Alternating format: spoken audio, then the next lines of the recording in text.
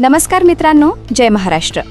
मित्रांनो, ग्रामीण भागातील शेतकरी, युवक आणि महिलांसाठी पशुपालनाच्या माध्यमातून स्वतःचा व्यवसाय सुरू करण्याची इच्छा असेल तर आजची माहिती तुमच्यासाठी खूप महत्त्वाची आहे. महाराष्ट्र शासनाची मुख्यमंत्री ग्रामीण पशुधन उद्योजकता योजना सध्या चर्चेत आहे.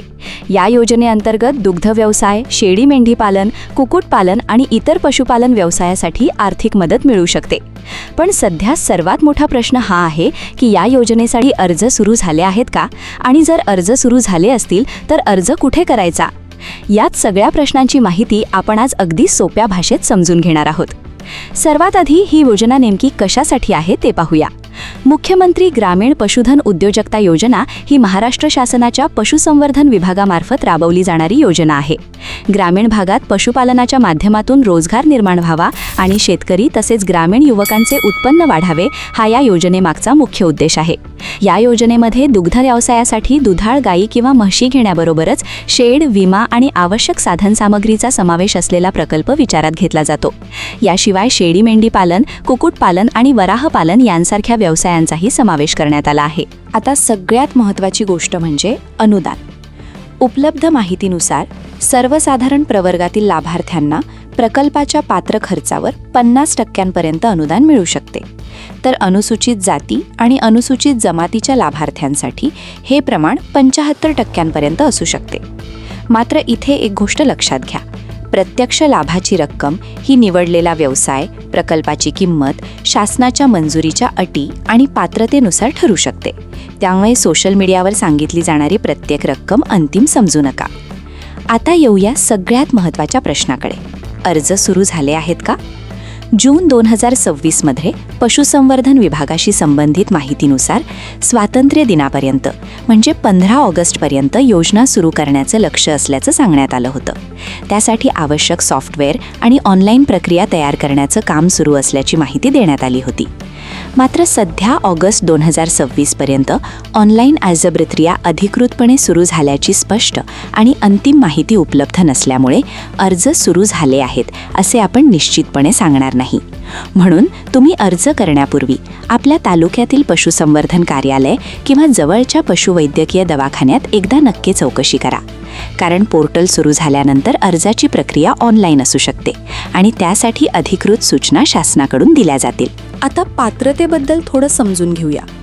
या योजनेमध्ये ग्रामीण भागातील शेतकरी, युवक आणि महिलांना लाभ मिळण्याची शक्यता आहे. अत्यल्प दुधारक आणि अल्पभूधारक शेतकऱ्यांना, वनहक्कधारकांना तसेच महिला बचत गटांना प्राधान्य दिले जाऊ शकते. लाभार्थ्याचं वय, महाराष्ट्रातील रहिवासी असणे, जमीन किंवा व्यवसायासाठी आवश्यक जागा उपलब्ध असणे तसेच संबंधित पशुपालन व्यवसायाचा अनुभव किंवा प्रशिक्षण यांसारख्या अटी लागू होऊ शकतात. जमीन स्वतःच्या नावावर नसेल तर काही प्रकरणांमध्ये नोंदणीकृत भाडेपट्ट्याची अट लागू होऊ शकते. आता कागदपत्रांबद्दल सांगायचं झालं तर आधार कार्ड, रहिवासी दाखला, 7/12 उतारा किंवा 8A, बँक पासबुक, आवश्यक असल्यास जात प्रमाणपत्र, प्रशिक्षण किंवा अनुभवाचे प्रमाणपत्र आणि फोटो अशी कागदपत्रे लागू शकतात. मात्र अंतिम कागदपत्रांची यादी अर्जाची अधिकृत प्रक्रिया सुरू झाल्यानंतरच निश्चित होईल. आता समजा ऑनलाईन अर्ज सुरू झाले तर साधारणपणे प्रक्रिया कशी असू शकते? सर्वप्रथम अधिकृत पोर्टलवर नोंदणी करावी लागेल.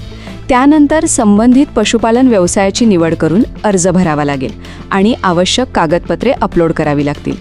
त्यानंतर विभागाकडून कागदपत्रांची आणि पात्रतेची पडताळणी केली जाईल. पात्र लाभार्थ्यांची निवड झाल्यानंतर शासनाच्या नियमांनुसार पुढील प्रक्रिया पूर्ण करून प्रकल्पाची अंमलबजावणी केली जाईल आणि पात्र अनुदानाची रक्कम नियमानुसार दिली जाईल. म्हणूनच सध्या तुम्ही एक काम नक्की करा.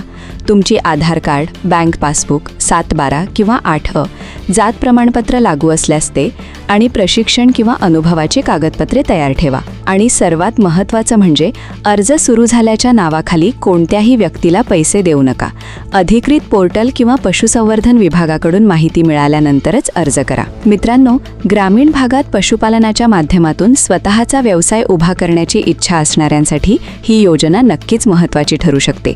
मात्र अर्ज प्रक्रिया आणि अंतिम पात्रतेबाबत शासनाकडून अधिकृत माहिती येणे महत्त्वाचे आहे. अर्ज सुरू झाल्याची अधिकृत माहिती मिळताच त्याची संपूर्ण प्रक्रिया, अर्ज कुठे करायचा आणि कोणती कागदपत्रे लागणार आहेत हे आपण पुढच्या अपडेटमध्ये सोप्या पद्धतीने पाहू. तोपर्यंत ही माहिती तुमच्या गावातील किंवा कुटुंबातील पशुपालन सुरू करू इच्छिणाऱ्या व्यक्तीपर्यंत नक्की पोहोचवा.